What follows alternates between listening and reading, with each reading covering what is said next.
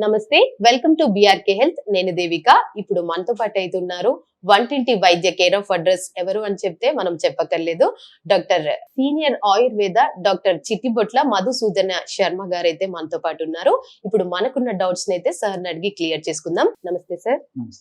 Sir, ఈ మధ్య కాలంలో చాలా మటుకు ఆడవాళ్ళకి ఎట్లా అంటే ఇది నెలసరి ప్రాబ్లం వస్తుంది అనమాట. అంటే కరెక్ట్ గా కాకపోవడము, కరెక్ట్ టైం కి కాకపోవడము, ఇఫ్ ఒకవేళ అయినా కూడా చాలా తక్కువగా అయ్యి అంటే కరెక్ట్ గా కాకుండా అట్లా ఉంటుంది.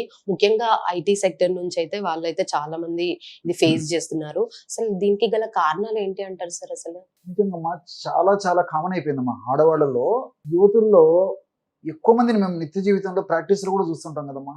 చిన్న వయసు వాళ్ళలోనే ఈ ప్రాబ్లమ్స్ ఎక్కువ మందిలో వస్తున్నాయమ్మా. ఉదాహరణకి ఒక 50 మంది ఆడవాళ్ళని యువతులను చూస్తేమా 50 మందిలో దాదాపు 30-40 మందికి ఇదే ప్రాబ్లమ్. మీరు ఏ ప్రాబ్లం అయితే నన్ను అడిగారో ఈ ప్రాబ్లం ఎందుకు సార్ అని చెప్పేసి ఇంతమందికి వస్తుంటుందమ్మా. దీనికి కారణం ఏంటంటేమా, ఆహారం సరిగ్గా తీసుకోలేకపోతున్నారు. అంటే పౌష్టికాహారం తీసుకోవడం లేదు కానీ జంక్ ఫుడ్ ఎక్కువ తీసుకుంటారమ్మా. ఫాస్ట్ ఫుడ్స్, బేకరీ ఫుడ్స్, ఇలాంటివన్నీ ఎక్కువ, ఐస్ క్రీమ్స్, కూల్ డ్రింక్స్, ఇలాంటివన్నీ కూడా చెత్త ఫుడ్ అమ్మా. జంక్ అంటే చెత్త అనేటువంటి అర్థం. సో కడుపు నిండడానికి ఉపయోగపడుతుంది తప్ప పోషణకైతే ఉపయోగపడదమ్మా. దానివల్ల అనేక రకాలైన సమస్యలు, ముఖ్యంగా హార్మోనల్ ఇంబ్యాలెన్సెస్ ఇలాంటివన్నీ వస్తుంటాయమ్మా. ఫుడ్ తీసుకోవడంలో అపసవ్యమైపోయింది. తినవలసినటువంటి ఫుడ్ తినడం లేదు, తినకూడని ఫుడ్ తినడం ఎక్కువైపోయింది. రెండోది ఏంటంటే, మీరు మెన్షన్ చేశారు ఐటీ సెక్టర్ అని చెప్పేసి. సో ఈ రోజుల్లో ఒత్తిడి లేని జీవితం లేదమ్మా. ప్రతి ఒక్కరికి స్ట్రెస్. అది లేనటువంటి జీవితాన్ని మనం ఊహించలేము. ఐటీ సెక్టార్ది మరీ చెప్పనక్కర్లేదు. సో వాళ్ళకు నైట్ లేట్ అవర్స్ కూడా మీటింగ్స్ ఉండడము, ఏదైనా ఐటీకి సంబంధించిన వర్క్స్ ఉండడం ఇలాంటివి జరుగుతుంది. సో సమయానికి నిద్రపోలేరు. దీనికి తోడు ఏంటంటే మానసిక ఒత్తిడి ఎక్కువగా ఉంటుంది. తర్వాత ఎక్సర్సైజ్ ఉండదు. వాళ్ళకేం ఎక్సర్సైజ్ ఉండదు కదమ్మా. 24 గంటలు సిట్టింగ్ జాబ్, సెడెంటరీ జాబ్ అనమాట. సో దీనివల్ల ఏమంటే రకరకాల మార్పులు జరిగేసి బాడీలో ఈ వెయిట్ రావడము, హార్మోనల్ ఇంబ్యాలెన్సెస్ రావడము, తర్వాత ఈ పీసీఓడి లేకపోతే పీసీఓఎస్, ఫైబ్రాయిడ్స్, తర్వాత గర్భాశయానికి సంబంధించినటువంటి సమస్యలు రావడము, షుగర్ రావడము, తర్వాత ఇట్లాంటి అనేక రకాలైనటువంటి సమస్యలు వస్తుంటాయి. అదేవిధంగా మ్యారేజ్ అయిన తర్వాత కూడా మరి ఈ సంతానం అయ్యేటువంటి అవకాశాలు కూడా తగ్గిపోయేటువంటి అవకాశం కలగడం, ఇవన్నీ కూడా ఈ యొక్క దీనివల్లనే జరుగుతుంటాయమ్మా. రైట్. సో సార్, ఇప్పుడు ఇట్లాంటి ఇదైతే ఇప్పుడు ఫేస్ చేస్తున్న వాళ్ళు ఉన్నారు కదా, సో ఇది ఫేస్ చేస్తున్న వాళ్ళకి ఎట్లా అంటే పీసీఓడి, పీసీఎస్ ఇప్పుడు మీరు అన్నట్టుగానే అవన్నీ కూడా వస్తుంటుంటాయి. ఆఫ్టర్ మ్యారేజ్ తర్వాతకి కూడా ఇట్లాంటి ప్రాబ్లం ఫేస్ చేస్తుంటారు. సో అట్లాంటి వాళ్ళకి మీరు ఏదైనా రెమెడీ చెప్పగలుగుతారా సార్? సజెస్ట్ చేస్తారా? మంచి రెమెడీస్ ఉన్నాయమ్మా. ఒకటి ప్రూవెన్ రెమెడీ చెప్తాను చూడమ్మా. సింపుల్ రెమెడీ, ఎఫెక్టివ్ రెమెడీ, అందరూ వాడుకోదగ్గ రెమెడీ మాది. సో 100 గ్రామ్స్ ఉసిరిక పొడి, ఆమ్ల పౌడర్ అమ్మా. ఉసిరికాయల పొడి అమ్మా, మార్కెట్ లో దొరుకుతుంది. ఆమ్ల పౌడర్ అని దొరుకుతుంది.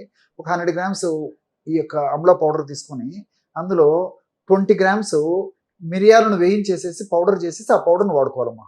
అంటే మిరియాల పౌడర్ ఒక 20 గ్రామ్స్, ఆమ్ల పౌడర్ 100 గ్రామ్స్ అయితే మిరియాల పౌడర్ 20 గ్రామ్స్.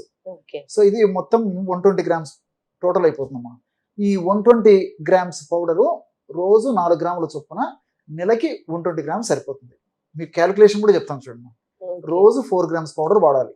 ఎలాగంటే ఉదయం ఆహారానికి ముందమ్మా ఒక 15 మినిట్స్ ముందు, రాత్రి ఆహారానికి ఒక 15 మినిట్స్ ముందు ఒక 2 గ్రామ్స్, అంటే హాఫ్ టీ స్పూన్ కంటే కూడా తక్కువమ్మా.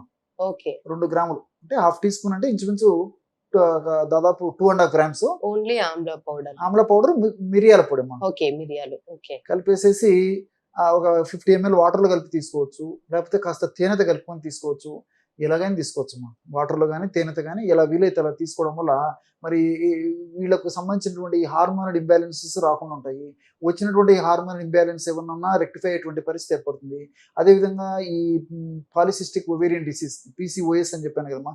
అదేవిధంగా PCOD, polycystic ovarian disease, ovarian syndrome, ఇలాంటి రకరకాల పేర్లతో పిలుస్తుంటారమ్మా. ఇవి రాకుండా ఉంటాయి. వచ్చినా కూడా త్వరగా తగ్గేందుకు అవకాశం ఉంటుంది. అదేవిధంగా ఇలాంటి సమస్యలు ఉన్నప్పుడు ఆడవాళ్ళలో ఏం జరుగుతుంటాయమ్మా, కొంతమందికి పీరియడ్స్ లేట్గా వస్తుంటాయి. కొంతమందిలో పీరియడ్స్ లేట్గా వచ్చినా బ్లీడింగ్ జస్ట్ 1 or 2 days అయిపోతుంటుంది. ఇంకొంతమందిలో పీరియడ్స్ రావడమే లేట్గా వస్తుందమ్మా. సమ్ 3 months, 4 months, 5 months, 6 monthsకి ఎప్పుడో పీరియడ్ వస్తుంది. వచ్చినప్పుడు విపరీతమైన బ్లీడింగ్ అయిపోతుంది.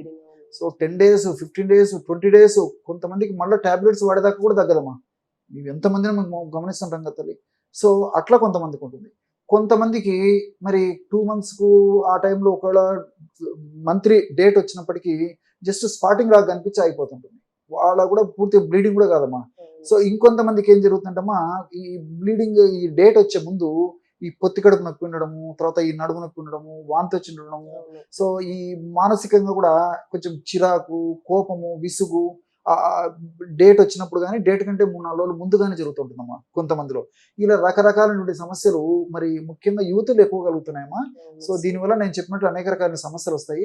కాబట్టి నేను చెప్పినటువంటి పద్ధతిలో ఈ యొక్క ఉసిరిక పొడి, అదేవిధంగా మిరియాల పొడి కలిపి రెగ్యులర్‌గా వాడుకోవడం వల్ల సమస్యలు రాకుండా ఉంటాయి. ఆడవాళ్ళకు వచ్చినటువంటి సమస్యలు కూడా త్వరగా తగ్గిపోతాయమ్మా. ఓకే.